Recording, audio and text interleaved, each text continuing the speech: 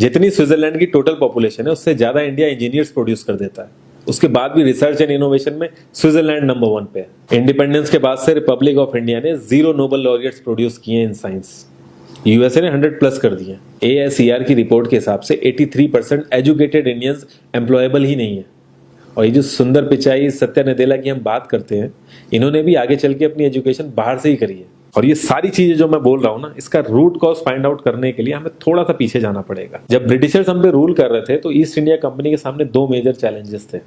एक communication with Indian, दूसरा workers और क्लर्क्स की बहुत जरूरत थी उन्हें। फिर थॉमस बेविंगटन मैकॉय ने हमें इंग्लिश एजुकेशन एक्ट ऑफ 1835 दिया, जिससे उनके दोनों पर्पस पूरे हुए। पहला, उनको बंदे चाहिए थे जो चुपचाप डेस्क पे बैठे, अपना काम करें, क्वेश्चंस ना करें और ज्यादा क्रिएटिव ना हो। Second, communication in English. English सबसे ज्यादा बोले जाने वाली लैंग्वेज नहीं है, उसके बाद भी इंग्लिश एक लैंग्वेज की बजाय एक क्लास बन गया इंडिया में। रशिया, चाइना, फ्रांस, ये सब जगह इतना ऑब्सेशन नहीं है इंग्लिश को लेके जितना इंडिया में है।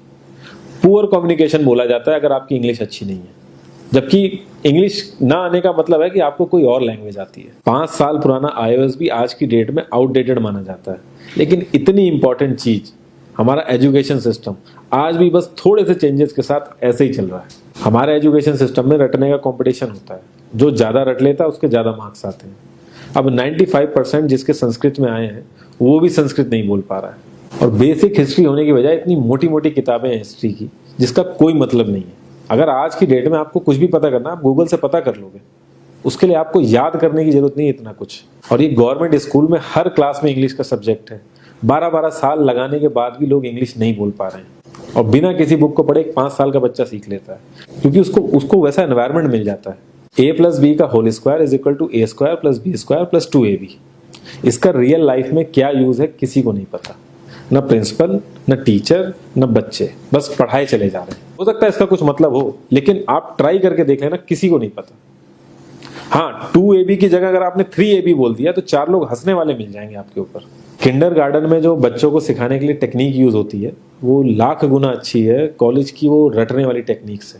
और जिन बच्चों के बहुत ज्यादा नंबर आते हैं ना, जो वो छुपा छुपा के एग्जाम में लिखते हैं, आप देखोगे जब वो रियल लाइफ में जाते हैं ना तो ज्यादातर क्रम्बल करते हैं वो। हर किसी को सेम सिलेबस और सेम चीज सिखाई जाती है बिना उसकी कैपेबिलिटी देखे। और क्रिएटिविटी का तो दूर दूर तक मतलब नहीं होता। अब एक लाइन से आप शेर, मछली, सांप, हाथी सबको लाइन से खड़ा कर दो और उनसे कहो पेड़ पे चढ़ो, उनको तो जिंदगी भर यही लगेगा ना कि वो तो किसी काबिल ही नहीं है। और द्रोणाचार्य ने भी पांडवों को उनकी स्किल सेट के हिसाब से उनको चीजें सिखाई, सबको एक ही चीज नहीं सिखा दी। और हमारे एजुकेशन सिस्टम में ज्यादा ऑप्शंस भी नहीं है। सबसे ऊपर साइंस, फिर कॉमर्स, और सबसे नीचे जाके कहीं नंबर आता है आर्ट्स का। आर्ट्स लेने वाले को तो लोग इतना हल्के में लेते हैं जैसे वो किसी काम का ही नहीं है। हर माँ बाप को तो इंजीनियर या डॉक्टर ही बनाना है। कॉलेज वाले अगर एक्स्ट्रा कोर्स रख भी देते हैं तो माँ बाप एंट्री नहीं कराएंगे, तो वो सारा पैसा बर्बाद होगा कॉलेज का। तो ऑप्शंस कहाँ से आएंगे? और बचपन से ही आपकी ट्रेनिंग स्टार्ट हो जाती है। माँ बाप, भाई बहन, रिलेटिव सब यही समझाते हैं अगर आपके मार्क्स नहीं आए और जॉब नहीं लगी तो आपकी जिंदगी बेकार। और लाइफ की क्रिएटिविटी को आप रखते हो साइड में, और ये अच्छे मार्क्स और अच्छी जॉब पाना आपका सपना बन जाता है। अब ये सपना पूरा हो जाता है तो बहुत बढ़िया है, दूसरे को जेलस फील कराओगे, नीचा फील कराओगे। और इस छोटी सी उम्र में अगर सपना टूट जाता है तो सेल्फ डाउट में आ जाओगे। इतना बाहर वाले आपको नीचा नहीं समझेंगे जितना आप खुद की नजरों में गिर जाओगे। आप किसी भी 4-5 सक्सेसफुल आदमियों के बारे में सोच के देखिए जिन्हें आप बहुत सक्सेसफुल मानते हो या जिनकी तरह लाइफ आप जीना चाहते हो। मैं ये कह सकता हूं कि वो इस एजुकेशन सिस्टम की वजह से तो सक्सेसफुल नहीं होंगे, चाहे वो जो भी हो। धीरू भाई अंबानी, विराट कोहली, आमिर खान, नरेंद्र मोदी, ये सब हमारे इस करंट एजुकेशन सिस्टम के ट्रैप में नहीं फंसे। इन्होंने खुद सीखा, खुद एजुकेट हुए और खुद आगे बढ़े। किसी कंपनी के सीईओ को अगर ये कहा जाए कि आप अपनी कंपनी के सारे डिपार्टमेंट में इंटरव्यू दीजिए, तो कोई गारंटी नहीं है कि वो सारे डिपार्टमेंट के इंटरव्यू निकाल लेगा। और ये भी हो सकता है कि वो आधे से ज्यादा डिपार्टमेंट के लिए क्वालिफाई ना करे एजुकेशन वाइज, लेकिन वो पूरी कंपनी चला सकता है। तो ये जो एक स्किल है, इसके बारे में बात क्यों नहीं होती? लोग अपनी 25% से ज्यादा जिंदगी इस करंट एजुकेशन सिस्टम में लगा देते हैं ताकि अपने से कम पढ़े लिखे आदमी की कंपनी में जाके उसके सपने पूरे कर सकें। इंडिया का जो करंट एजुकेशन सिस्टम है, अगर वो इतना ही अच्छा है तो जो भी सेलिब्रिटीज हैं, पॉलिटिशियंस हैं, वो अपने बच्चों को बाहर क्यों भेज रहे हैं पढ़ने के लिए? इनफैक्ट पॉलिटिशियंस के साथ तो ऐसा करना चाहिए, जिस एरिया से वो जीते हो उसी एरिया के गवर्नमेंट कॉलेज में उनके बच्चे को पढ़ना कंपलसरी हो जाए, तभी वहां के गवर्नमेंट कॉलेज सुधर सकते हैं। 368 प्यून की जॉब के लिए 1.5 लाख ग्रेजुएट और 24,968 पोस्ट ग्रेजुएट ने अप्लाई किया। मैं IAS PCS की तो बात नहीं करता हूँ, वो तो एक पैशन की बात होती है, लेकिन कुछ लोग 5-5, 6-6 साल से तैयारी कर रहे हैं कि कोई भी गवर्नमेंट जॉब मिल जाए उन्हें।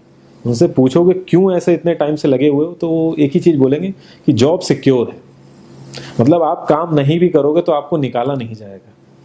ये सारी कामचोरी वाली बातें माइंड में इसीलिए आती हैं क्योंकि हमारा जो करंट एजुकेशन सिस्टम है वो इतना कॉन्फिडेंस ही नहीं देता है कि हम अपनी स्किल के दम पे कहीं जाके काम करें और हमें निकलने का डर ना हो। मैं आने वाले 10 साल की तो बात ही नहीं कर रहा हूँ, अगर मैं आने वाले 5 साल की भी बात करूँ तो टेक्नोलॉजीज में इतना ज़्यादा चेंजेस आ जाएगा कि जो आज हम पढ़ रहे हैं, जिस स्किल पे हम फोकस कर रहे हैं, पता नहीं वो रेलेवेंट भी होगी कि नहीं उस समय। Cloud computing, SEO, digital marketing, ये सब जॉब्स पहले एग्जिस्ट ही नहीं करती थी। हम लोगों को एजाइल होना पड़ेगा, नई नई चीज़ों को सीखने के लिए ओपन रहना पड़ेगा, क्रिएटिव माइंड लगाना पड़ेगा।